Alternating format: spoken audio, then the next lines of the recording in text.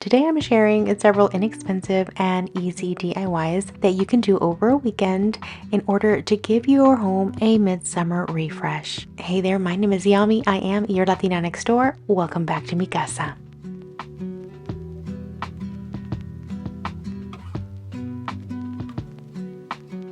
I recently gave my dining room a summer refresh and I even added a brand new chandelier. However, I did ask you guys if y'all thought I should update these little lampshades that I found at my local Goodwill, and you guys totally agreed.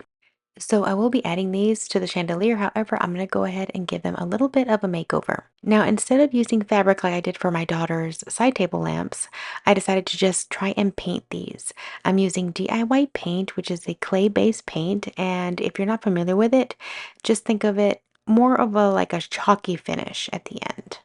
So it works perfectly with something like this that is made out of canvas. And I only painted the exterior of these little lampshades. I did not actually do the inside. Now, I had seen these mini lampshades at Ballard Designs, and I absolutely loved the top and bottom trim being a darker color. So I decided to do just that and paint the bottom and top trim a different color. This color is the base color that I used, if you recall, for one of my vase makeovers that I did several weeks ago. This color also pairs very nicely with the new curtains in my dining room. Now, for at least the bottom and top parts of this lamp, I did do both the inside and the outside of the little ribbon trim because I didn't want us to be able to look up and see that that part was not painted whenever we're at our dining room table. Now, really quick to maybe clarify, because you might be wondering, how does it look when the outside's painted but not the inside of the lampshade? And honestly, because the light bulbs of the chandelier are a warm light, when it's turned on and it glows, it kind of has a warm glow to it throughout anyways. So it doesn't really affect it, and it doesn't look bad at all when you look up and see that the interior of the lampshade is more of like a yellowy creamy color. I let these completely dry and cure overnight, and then the next day I added them onto the chandelier. This was a super quick and easy update that I did, and it turned out beautifully.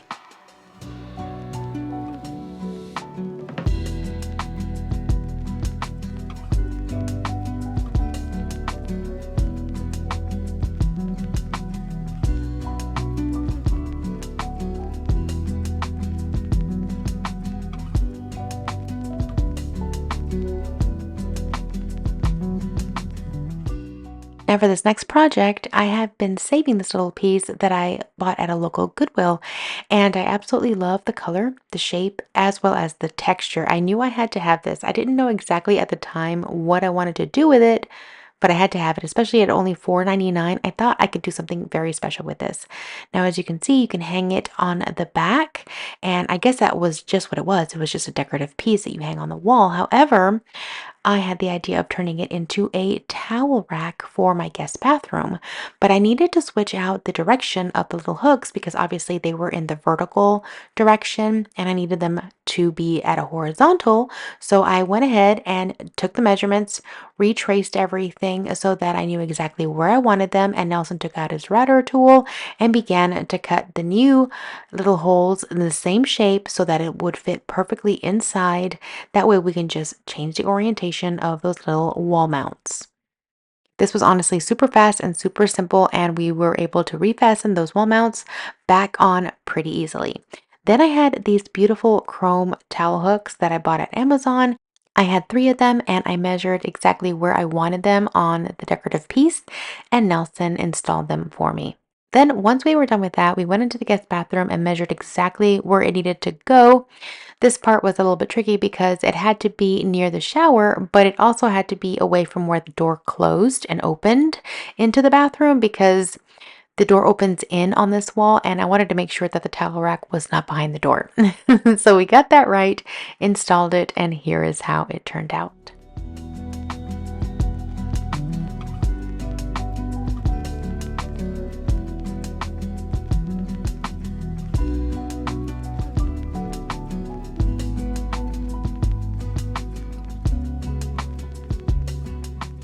Now for this next DIY, I'm going to be sharing how you can make the easiest pinch pleat curtains ever. And I've never done these before. This was my first time and they turned out amazing. Now, if you recall, I found this fabric on clearance from the home decor section at Hobby Lobby a little while back and I got a steal on it. I basically took whatever was left on the roll. And so I had this and I wanted to put this in my master bathroom. I need some cafe curtains in there because we have no blinds, nothing like that. I really fell in love with the little cafe curtain that we installed next to the dining room that matched the dining room. I love the look. I thought it was really sweet. And the pinch pleat gave it like that little elevated look. And I thought to myself, okay, I am going to give it a go and I'm going to try to make my own version of them out of this fabric that I love so much. Now, I will say that I did have to do these curtains a little bit different from my cafe curtain in my dining room.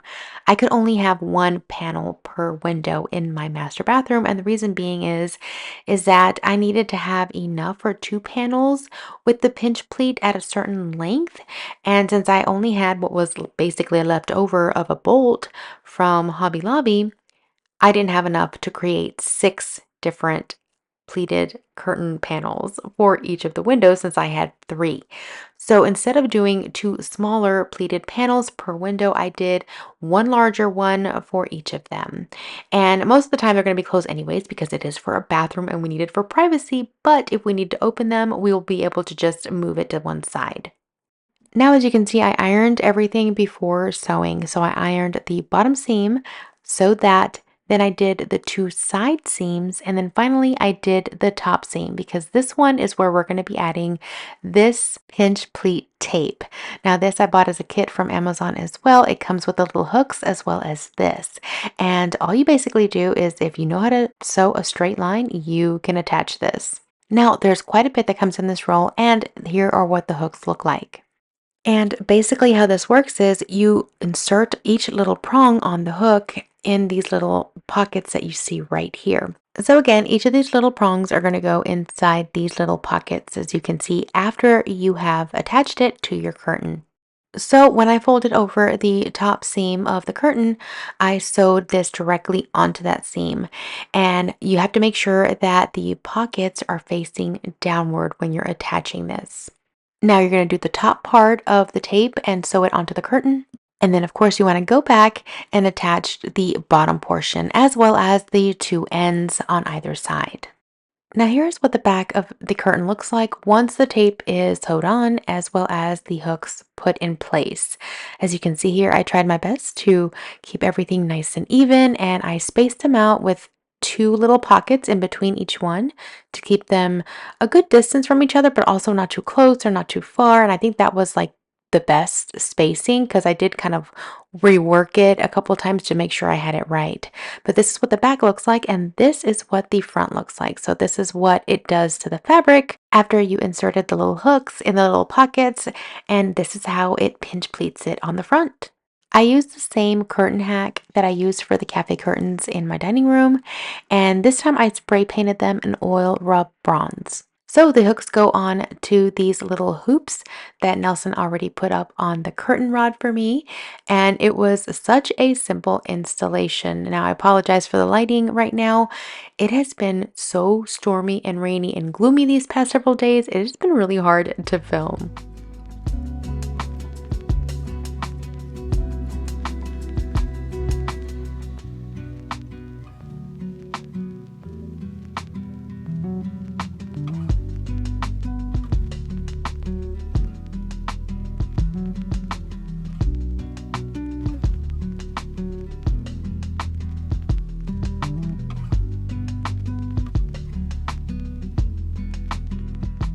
Okay, so this next one is this cute little candle holder that I found at Goodwill, but it was in really rough shape.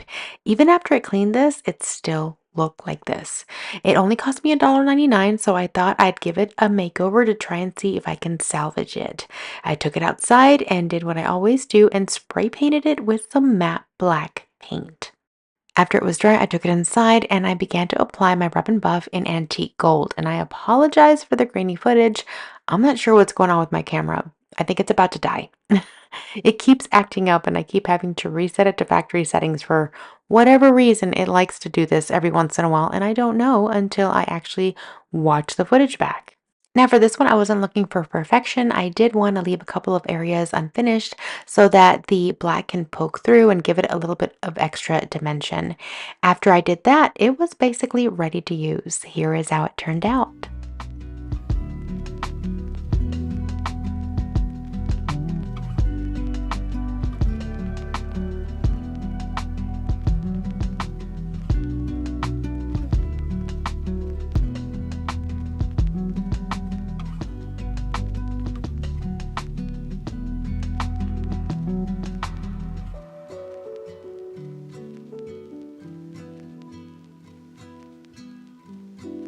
Lastly, I want to share this sweet little mirror that I found at the Goodwill as well. It is in perfect condition.